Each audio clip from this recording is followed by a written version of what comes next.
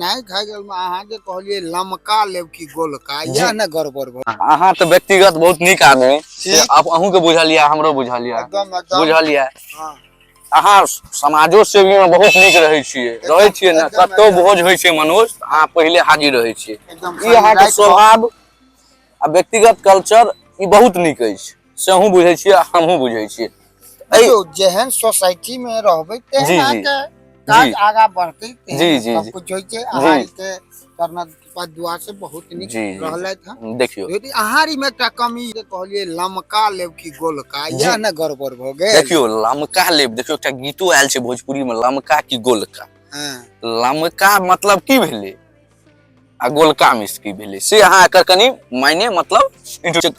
ओकर अथी छै ना अहाँ के सोना का से डिसाइड लिया पड़ल सोना काका